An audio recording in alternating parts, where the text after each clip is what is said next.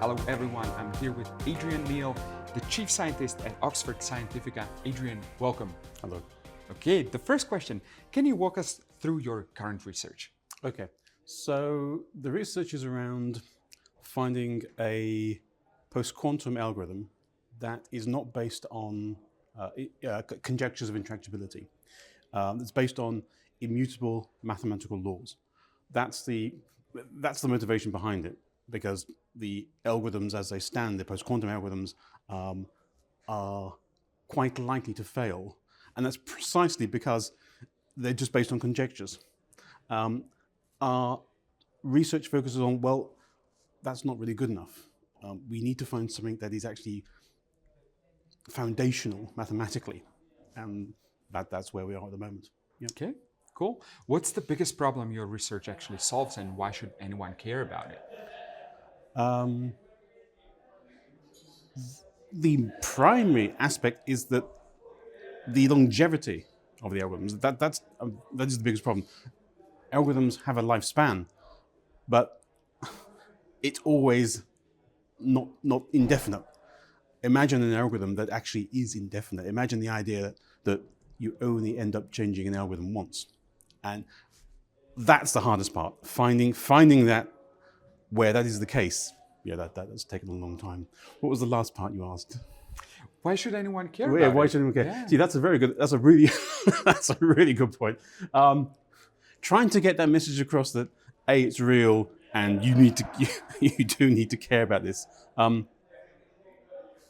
Bottom line is cost. Okay, for any business, if you have to continually change cryptographic algorithm every 5 years, at huge cost, absolutely huge cost. There is a good reason for this. You should care. There's a very, very good reason. You care for the cost. You care for the fact that if you don't, you will lose data. Data will be harvested and it will be decrypted when the algorithm fails. If your data has any reasonable lifespan, you should care. Absolutely. Cool.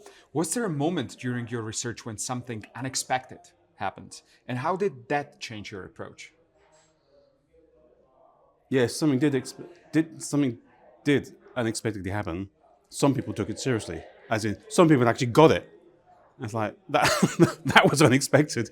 To find people, it suddenly clicked. Mm-hmm. It's like, yeah, okay, now they get it. They understand what it really means. Because once that starts to happen, you get the feeling of this isn't wasted. This isn't all in vain, and it really gives you the motivation to carry on. Brilliant. So, what's one little known fact from your research that most people find hard to believe?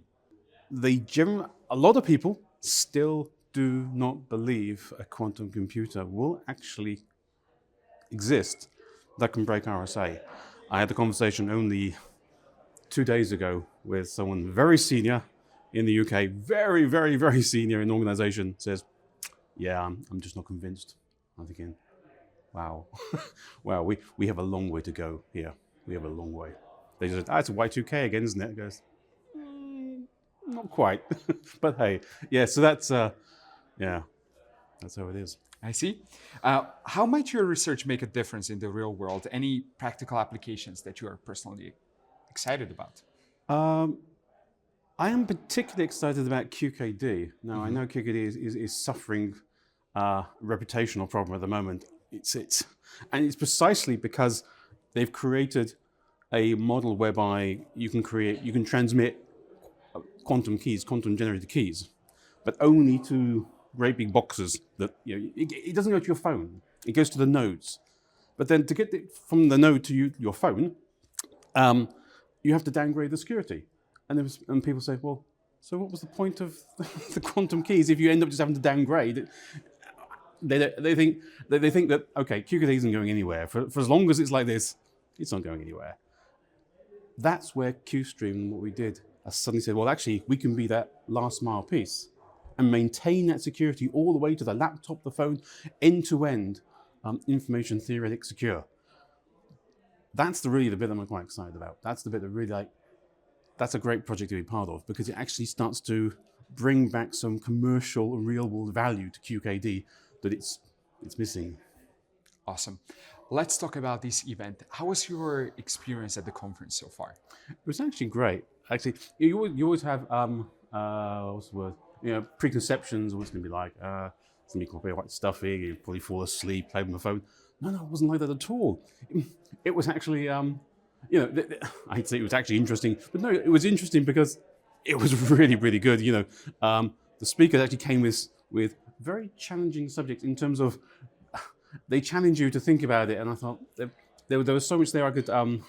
I know I was always asking questions at the end, but that's precisely because it was actually interesting. They constantly stimulated my thinking. Okay, I had not seen it that way. So I didn't expect to be asking questions, but I kept on it kept on prompting me.